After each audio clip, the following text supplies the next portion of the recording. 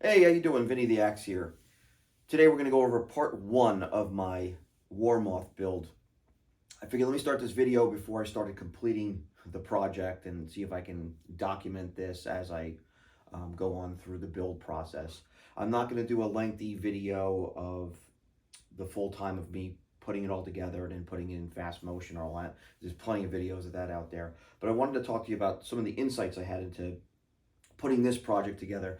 This is probably the third or fourth guitar build I've done over the last 30 plus years. Normally we'll buy a factory built guitar. And sometimes the reasons for that is it worth the cost of buying all the parts and put it together yourself? And if you make a mistake, is it something you're gonna be happy with, especially if you're OCD? Um, and then by the time you get done, you're probably into it. If you buy decent parts, probably at least $1,000. I would imagine even more because of supplies. And I'll get into that in one of the videos about the cost of the supplies. So this is not sponsored by anybody by any stretch of the imagination. Nobody's paid me to show any of these products or any of that. Just some research that I did, and these are the things that I did for this particular build. So we'll start with the guitar body first. The first thing that I purchased was this body. I got this off of Warmoth, and this is a Carina body, and they had like a body blowout, I guess you could say, a few weeks back. And this is a three-piece, at least three-piece. Carina body. But what I liked about this is it had the swimming pool route. If you're not familiar with, that's what they call this when you don't have the specific routing for humbuckers or single coils. I figured if you're watching this, you probably know what it's called. But anyway, it's a swimming pool route. And I like that because it allows me to put any combination of pickups that I want in the guitar body, within reason, of course. So I wanted to do a humbucker in the bridge and a single coil in the neck disc go around. I like that combination. I think it's really fun. You know, you don't really get that 3 single coil position 2 or position 4. There's some trickery you could do with the humbucker as far as splitting it and the neck, but I wanted to keep it simple, make this kind of, I don't want to say a shredder, but I'm not a shredder by any stretch of the imagination. But I like those style of guitars sometimes, so that's what I wanted to do. Out of my collection, I don't have a shredder really. Well, other than my RS Guitar Works barn burner in the background, which is the aged penny, I think they call it, where it's like a teal and a copper color. But I guess you could say that that's kind of a shredder. But anyway, I wanted to build something for myself. So I picked up this body. I didn't have them paint it, and I'll talk about my thoughts about that, about having Warmoth paint the body for you instead of doing it yourself, and the cost involved, and the level of errors that can be made. So kind of scamming you here. I've already sanded this, and I've already done the pore filler, which I don't have on the table here. I've already filled the pores and resanded. So now today, after I get all my greasy fingerprints off this thing, I'm going to hit it with the sanding sealer. So now this is already cut out for a tremolo, and I'll talk about the tremolo here in a second. So you'll notice on the table there's some stuff by Oxford here. I got this from Solo Guitars, I think. So I decided to go with a nitrocellulose finish, you know, because nitro's all the rage. But to be quite honest with you, and I'll probably do a debate video later or whatever, or a video that just aggravates people, is a lot of the guitars I have up here, a few of them have a nitro finish on them, especially the custom shop in the background, and I've owned several. And so I should have started this in the beginning. What gives me the right to even do a YouTube video? Well, I guess everybody has a right to do it, but I do have some insight. I've been into this guitar mix for 30 plus years. Probably spent most of my money that I've ever earned on guitars, and probably have had over 300 plus guitars. Don't keep them because I'm not rich, so what I do is I buy, sell, trade, buy, sell, trade, and there's a couple things to that. The pro to that is I get to try so many different guitars in my lifetime. The con to that is I waste a lot of money, and I also sell things that I wish I've never sold. So I've had some guitars that I wish I have never sold, and I'll never get them back, but that's the price you pay in this gamble. I guess you can't beat the house. So anyway, I digress. So I decided to do a nitrocellulose finish. I wanted a thinner finish, and I decided to go with nitro, and the nitro is harder to work with. So I got this stuff from Solo Guitars, and it's a nitro cellulose kit, actually. You don't have to buy it in the kit. You could buy the separate gloss and the different colors. This is going to be shell pink, the body. And then what I'll do is I I'm going to tint the neck an amber color. So while we're on that topic, let me show you the neck that I got. So I picked this up from Warmoth too. They had this in their in stock. This is a standard thin 10 to 16 compound radius. I had them put 6150 fret wire in there, which is their wider, taller frets. It's nothing like 6100s. I have 6100s on the Fender Custom Shop. Those are quite large. That's like the ones that come on like a Malmsteen Strat. But the rosewood board, just pretty simple. This is the modern thin. I didn't know if I was going to like this or not. I still don't know if I like this or not. Even grabbing the neck like this, I can't tell you whether I like it or not until the guitar is put together and the strings are on it, because that does change a little bit of the dynamic. This is a little bit thinner than what I normally use. Now, I said I wanted it to be somewhat kind of like a shredder, so I guess that will go with it. I mean, I'm not a person that has to have all the neck diameters the same. It's nice when you switch it from one guitar to the other, but after 15 or 20 minutes, you can acclimate to some, as long as it's not anything radical. Like I've had Strandbergs in the past, and even though the necks were cool, I don't play with my thumb behind the fretboard, so that indoor neck that they have, it really doesn't work for me ergonomically, but it works for a lot of people, and it is cool. But that's a drastic change from a regular Fender style C-shaped neck to a Strandberg. But this is a little thinner, but I think I'll like it. Reverse headstock for the coolness, right? And had them put a Tusk nut in here. I ordered nut files, and I'll talk about that in another video, the cost of the nut files and not buying junk ones. So this all becomes quite pricey in the end. Warmoth made me the pick guard. And what I wanted was obviously humbucker in the bridge, single coil in the neck, three-way switch blade, and one volume. Now, I had to move the volume to tone position 2, because I play with my hand flailed open, not a closed grip when I play, and I'm always accidentally smacking into the volume control if I'm doing a fast run, and I bring the volume down. And then I'm wondering, what's up with my tone, and I'm realizing that I'm actually hitting that as I'm going. So I had to move it to tone position 2, so it's far enough away where I'm not going to smack into it, but it's close enough where I can get to it if I have to. And I had them do this in a single one-ply, the thicker version of it, and this is going to be, I know it looks glossy in here, but it's going to be a satin black. So I figured that will go cool with the shell pink. So I'm going to do the sanding sealer today, let it dry, do a quick sand over, maybe hit it again depending on how it looks. Then I have to do a primer, and then I have to do the color, and then I got to do the gloss.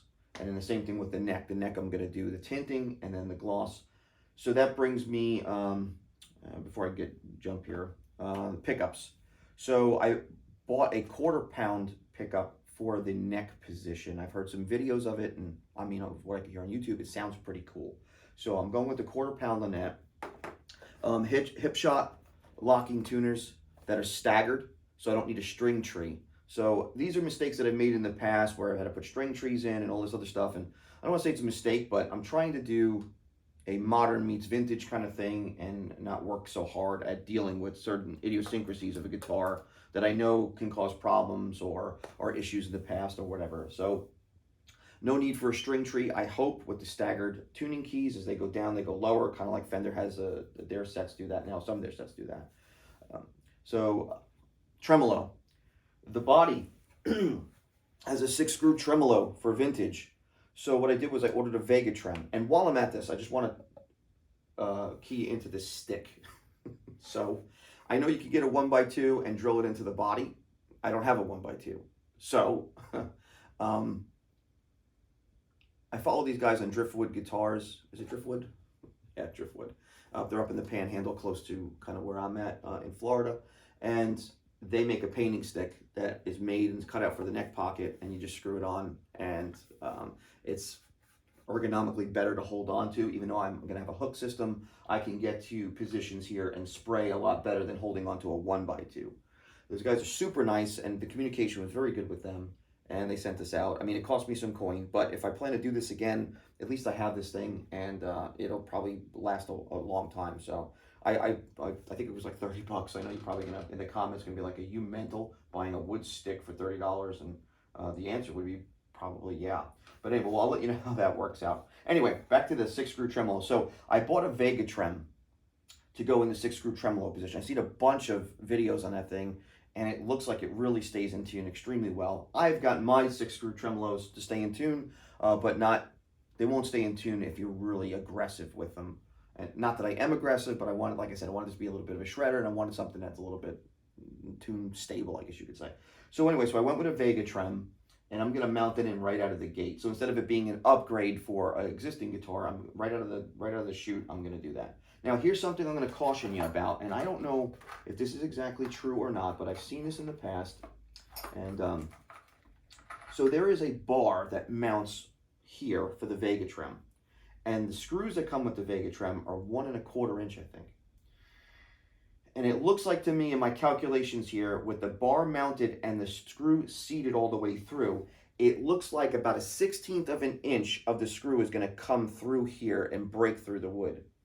I'm not thrilled about that, so I went to the hardware store. I also ordered some screws from Warmoth as well, but I went to the hardware store and ordered, instead of 1 1/4 inch, I've ordered 1 inch length stainless steel screws, the same head, same thread. So I'm going to use those, and this rhymes, instead, but I bought them for like, I think, $2.20. And I'm going to try mounting those first. Can't go wrong with these, I think. I don't want them breaking out of the body. And even though you only need 4 screws out of the 6 for the mount, I don't need 4 broken points through here and messing up the structural integrity of the body. That sounded like a super technical term for a Sunday morning. So just to kind of give you an idea, if you can imagine it being pink, and that's how the pickguard would look. So I'm kind of excited about that. If you're not familiar with the Vega trem, I'm not going to do a whole video on the Vega trem, but it is a pretty decent piece of equipment. It looks like it's machined really well. I want to say it's made in Spain. I have it still wrapped in the plastic, but really ingenious looking, really machined really nice. And I ordered everything, well, not everything, excuse me. I ordered this in a satin nickel or something to that effect because I wanted the nitro on there. I want to make it kind of look like a Fender custom shop where it's glossy, but not like glass glossy, if that makes any sense. Kind of more of a dulled out gloss. And I wanted to do a vintage kind of hardware. So the Hipshot tuners are in a vintage nickel. The Vega trem's in a satin nickel. I got stainless steel screws to match the stainless looking ones that are in there. And then what I did was, for the body, I went online and I ordered the Fender Road Worn, I think it's a Road Worn series or Vintage series parts. So they're kind of like dulled out already. They're not super chromy and gloss. This way I kind of keep everything consistent in the build. It looks, it'll just look better. So I got the claw, magnetic shielded paint. I ordered this from GFS, Guitar Fetish. I don't know how good this particular paint is, but who the hell knows? It probably all comes from the same source and everybody bottles it. This was like $9. I've seen some of them up to $45. Does it have better, is it better conductive paint than this? I don't know. I haven't done any testing, so we will find out. I also have copper shielding, so if that doesn't work, I'll also copper shield the cavity. I didn't want to have to do that because that's just a tedious work to do. So now, might get some help from some of you viewers on this, whoever's watching it at some point, is I got an HM Strat, the old 80s style heavy metal Strat that Fender came out with. I got a water slide decal, and I was thinking about putting this on here, and it will fit if I get it orientated correctly, but it will fit on here. However, instead of that, I decided to go with my last name in a Fender logo and do this instead on here. And of course it's going to be amber tinted or vintage tinted, and then this is going to get applied, and then it's going to be clear coated, gloss coated over that. So I think that this might work a little bit better because it's, those HM Strats always had a black painted headstock. I was thinking about painting the headstock pink and then doing the black Strat logo over the top of it. Like, I'm not selling this to anybody, so I'm not worried about, trying to make a fake or anything like that, because it would never even look like one of those anyway. But I don't know, I'm thinking about just doing this. I mean, it'll have my name on it, so if it's screwed up, then it looks like, I'm the guy that destroyed it. Anyway, oh, by the way, the neck, I know I'm all over the place with this. There's so many things to go over, is that this has got their modern truss rod adjustment, which is on the side. So I've owned, I think, 1 or 2 guitars that had this in the past, and I think it was cool. So that'll work out kind of nice, actually. I know it's not, it's gonna, like I said, it's gonna have a vintage meets modern vibe. One thing that I didn't show you is you're probably like, well, where the hell's the bridge pickup? Because you already showed me this one. Well, because I'm a nut into this, I have many pick guards that I have wired up in my stash of projects that didn't work out, or things that I wanted and then I changed my mind, so I wire up my own pick guards and stuff. This was a simple one that I had, but I remembered that this 59 trembucker, or trem space, I think they call it, Seymour calls it a trembucker. This 59 sounded really good in a Strat that I had once, and I sold it to somebody, so they wanted the original pickups back in, so I took this out. So I was like, you know what, this will be really great. This has, I think it has this has a YJM Yngwie Malmsteen low friction pot on it. I thought it had an EVH, but it doesn't now that I'm looking at it. Either way, it doesn't matter. They work good. This is going to go in the bridge position with this volume control and the three-way switch that I have in my parts stash, and the single coil in the neck. So this will go in here. I mean, I was thinking about just throwing this in here, but I really want the versatility of having a neck pickup so I can, you know, do some bluesy noodling or whatever. I don't play in a band. I don't record. I am just a guy a working class stiff who does this on the side for mental stability, keep my mind occupied over the years, and I enjoy it. I enjoy noodling around and messing with the amplifiers and all the guitars. And like I said, I've had the privilege and the pleasure playing so many guitars over the years that it's just nice. A lot of people don't have that opportunity. So right now, this is the current lineup. And before I close, you probably ask me in the comments, so I'll just tell you now, it's a Fender 60s, I want to say 63, Custom Shop Limited Edition in Candy Melon Candy. An LSL Telly with 2 humbuckers in it. They have their own custom wind pickups. They're low wind. They sound really nice and have good note separation. An LSL, another Telly with their standard Telly pickups in there, which are really cool. The Barn Burner with their own pickups in there from Ars Guitar Works. That pickup they have in the bridge is super hot. It sounds really good. A Kiesel CS3, which has their beryllium pickups in there, which is more like their PAF style pickups. Fantastic guitar, amazing build on that. And then a Novo Solus, which has Lindy Frailing pickups in it. So I really tossed around the idea of putting Lawlers in this build because I love Lawler pickups. I think they're great. They're not paying me. I'm just saying that I like the way they EQ their pickups or how they're made or sound. I've owned them in several guitars, and none of them have been a dog, no matter what they were. Single coils, humbuckers, P90s, it doesn't matter. Those pickups are fantastic. But being I already had the 59, I know the way it sounds. I like the way it sounds. It has that 80s vibe. We'll just try this quarter pound. I never owned it, so we'll see where this goes. So we're going to move on with the project, and over the next few weeks, I'll try to do this in increments so you can see where I got with the body. Hopefully it doesn't get screwed up. We'll see how that goes. I painted some guitar bodies before in the past. One for a customer because I do guitar work for people on the side, you know, just for fun and to help them out, and doing setups mostly, and pickup wiring, because it's very hard to find anybody that can actually do the wiring without screwing up your stuff, or they take forever to get it done. So people don't like their guitar down for too many days.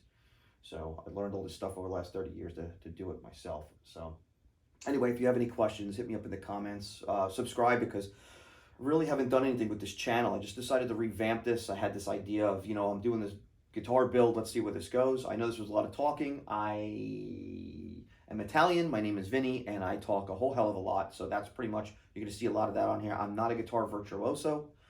You can see some videos on this channel, me noodling about. I don't claim to be awesome or anything.